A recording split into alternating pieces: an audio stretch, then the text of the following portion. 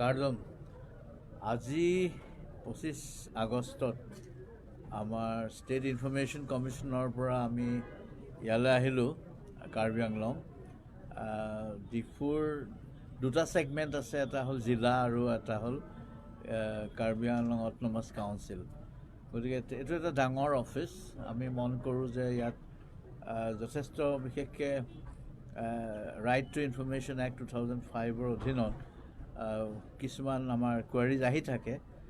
আৰু গতিকে আমি পাব্লিক অথৰিটিসকলৰ লগত মিটিং কৰিলোঁ আৰু হোজাইৰ পৰাও অফিচাৰসকল আহিছিলে পাব্লিক অথৰিটিজ আৰু বিশেষকৈ SPIO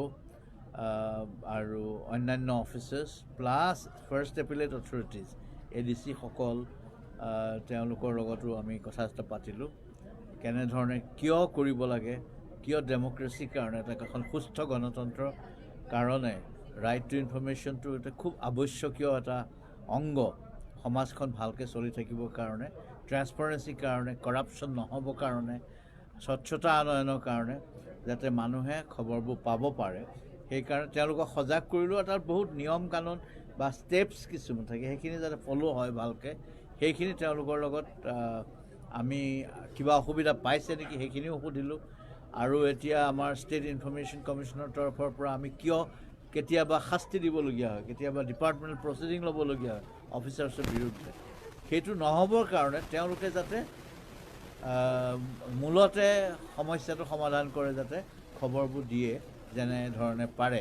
কিন্তু তাত এক্সাম কেটেগৰী এটা আছে ছেকশ্যন 8 সেই এক্সাম কেটেগৰীটোত তেওঁলোকে দিব নালাগে খবৰ সেইখিনিও তেওঁলোকে অধ্যয়ন কৰিব লাগে বিশেষকৈ জানিব লাগে কোনখিনা দিব নোৱাৰি খবৰ বিভিন্ন কথাত সেইখিনি এক্টত লিখা আছে সেইখিনিও কোৱা হ'ল আৰু এই মাফিয়া গ্ৰুপ এটা কেতিয়াবা RTI নামত সৃষ্টি হয় তাহাঁতে পইচা ধান্দা কৰে বা অফিচাৰক দিগদাৰী কৰি থাকে আমনি কৰে তেনেকুৱাবোৰৰ ক্ষেত্ৰতো সচেতন হ'ব লাগে সেইবোৰ ক্ষেত্ৰত আমি তেওঁলোকক FIR দিবলৈ কৈছোঁ গতিকে এই ধৰণে আমি সামগ্ৰিক বস্তুটো সমাজৰ ভালৰ কাৰণে বিশেষকৈ কাৰ্বি আংলং এখন সুন্দৰ এখন জেগা অসমৰ এখন এটা ৰত্ন এনেকুৱা ধুনীয়া সুন্দৰ জেগাডোখৰ জিলাখন সকলো ধৰণে প্ৰস্ফুটিত হ'ব লাগে আমি তাকে কামনা কৰিছোঁ আৰু অফিচাৰ্ছৰ কৰ্পৰেশ্যন ভাল পাইছোঁ থেংক ইউ ভেৰি মাছ এটা কথা ওলাই যে মানে যিসকলে কিছুমানে RTI কৰে কিন্তু RTI বিপৰীতে কিন্তু তেওঁলোকে তথ্যমূলক পইচা লাগে এনেকুৱা ধৰণৰ কেছ ইয়াত পাইছে নেকি আজি আলোচনা ওলাইছে নেকি তেনেকুৱা বিভিন্ন মই কৈছোঁ নহয় কিছুমানে এক্সটৰ্চনিষ্ট ওলায় গতিকে সেইবোৰৰ ক্ষেত্ৰত সাৱধান কৰি দিছোঁ আমাক FIR দিব লাগে থেংক ইউ ভাল বাৰু কাৰ্ডম